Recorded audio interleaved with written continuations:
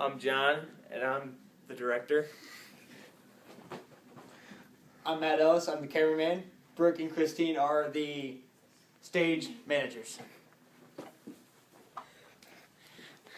Hello. Thanks for meeting with me today. I'm Brittany Brooks. I'm Elizabeth Collins. And we're on the committee, the board of art in the church. And I'm discussing why art shouldn't be in the church for the sake of the video, because I'm totally for art in the church. And I am arguing the side that art should be in the church. Alright, why shouldn't art be in the church? The first point that I have to bring up today is that I think that art, it could be a huge distraction, not only for adults, but for children as well. I think it could be inappropriate in a way, because a lot of art places that are famous, even in the Sistine Chapel, is it? Sistine Chapel, you know, it's the nude pictures of on the ceiling and everywhere, and I just feel that art in the church could be a little bit inappropriate. I do agree that in some contexts, art can be inappropriate for certain ages. You are right that some of the images in the Sistine Chapel would probably not be appropriate for small children to be viewing as they sit in church. However, I believe that our church could put together a committee of those who are art enthusiasts and those who are not, so we could get a broad view of what is appropriate and what is not appropriate for each age. So we would have a broad opinion from inside of our church as to what kind of art we would be bringing in. That sounds like a really good idea. So do you have a committee for that? Yeah, we could bring together a committee. We already have people who have volunteered. Volunteers. Yeah, which is always good. Okay, well that is good, because I know the church that I attend, we always say that pure minds shouldn't even be a hint of impurity. So I think it's really good for children to be brought up with art that isn't considered inappropriate. Because I know in the nursery you could have like cartoon characters of like Noah's Ark, or you know, having the 2x2 coming on the ark, you know what I'm saying? Yeah. Okay. Yeah. Well, like how it wouldn't be appropriate to have like a bloody crucifix of Jesus in like a nursery. That would be scary to the children. Oh, yeah. So Yeah. we would have to use lots of discernment as to what's appropriate and what's not. Okay. Alright, well I totally agree with you on that.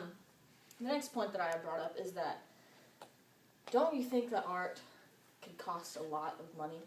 Because I know that I looked up, because the only thing of the art that I thought would be pretty cool in the church would be in the chapel to put maybe like a stained glass window above like maybe the cross in the middle or above the podium or whatever.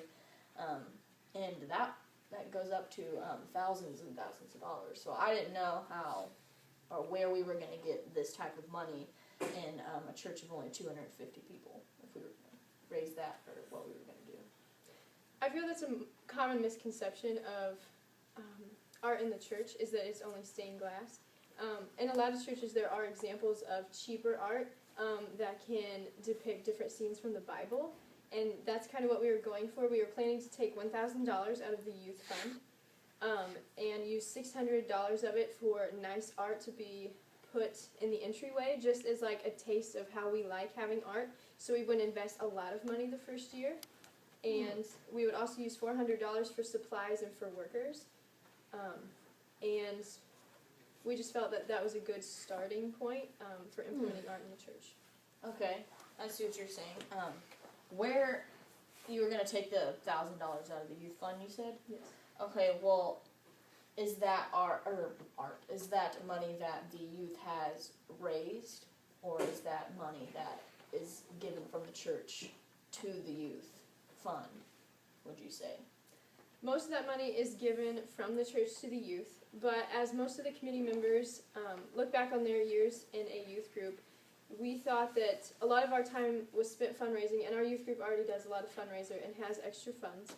Therefore, we felt that it would be best to take it out of that fund, because they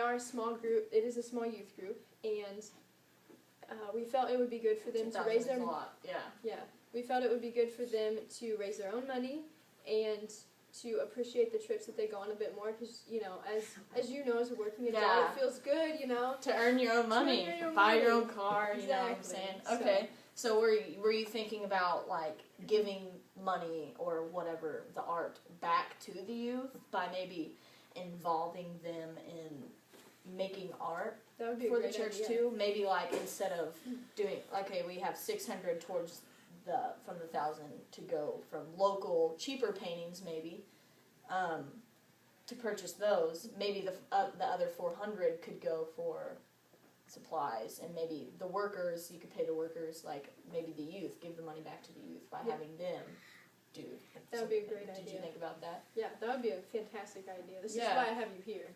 Yeah. Yeah. Okay. Okay, so now that you've kind of leaned me a lot more on your side of why art should be in the church, and I actually do think that maybe it would be a really good idea to put the art in the church.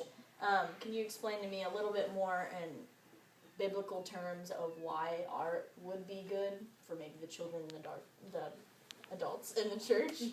I feel that is important. As we are a religious institution, we should have reasons biblically as to why we should have art in the church.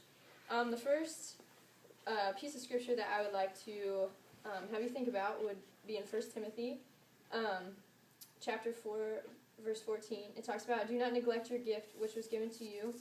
And God gives us all gifts, and I think you know that as a Christian, like God gives us gifts. And just as there are people in our church who are gifted with music, we worship before every service. Yeah. We need to also look at the gift of art. Like, people are good at art, obviously. And so why not glorify God's gift just as we glorify the gift of music? We need to glorify the gift of art. And some people learn better through art than through music. And we cannot Visual learners. Yeah, we cannot push those people aside and be ignorant of their needs, because that's keeping them from, that could be keeping them from learning something about God. And as the church, that's not something we want to do. Do you have any other points? Yeah. Yes, I do. In 2 Timothy chapter 1, verse 6, for this reason I remind you to fan the flame of the gift of God in you through the laying of my hands. For God did not give us the spirit of timidity, but a spirit of power, of love, and self-discipline. So God's saying, do not let your gifts just lie there and not be used. Like, those people in our church who have the gift for art should, use that gift. Like, God asked us in the spirit of power and love and self-discipline to use those. And so for the love of the people in your church, like the members of our church who are gifted in art should be given that ability to show their love for God through their art. I have a question about the end of that. Yeah. It says something about self-discipline. Can you elaborate a little bit more on that for me? Is that self-discipline as in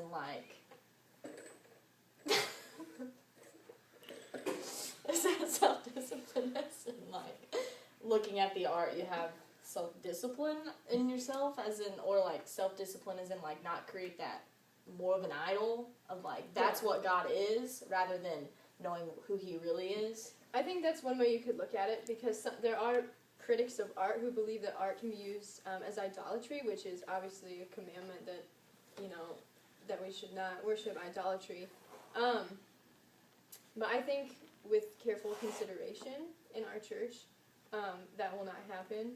And they're as you said, in the Sistine Chapel, that's a very well-known chapel, and it has art, and it's not used for idolatry. It's used to better understand God's creation. Yeah. So I do believe self-discipline is important. Okay. With art. So thank you. And then the last one talks again about, and this is in Matthew chapter 25. Then the master who had received 1 talent says, Master, I knew that you were a hard man, harvesting where you have not sown and gathering where you have not scattered seeds. So I was afraid, and I went out and hid your talent in the ground. See, here is what belongs to you. His master replied, You are wicked, lazy servant. So you knew that I harvest where I have not sown and gather where I should not have gathered seed. So again, it's somebody that God gave talent to that didn't use it. And so, we employ people in our church to be worship pastors. And there are churches who have worship pastors for art. And so I think it is important that we observe art in the church to glorify the talents that God has given each of us.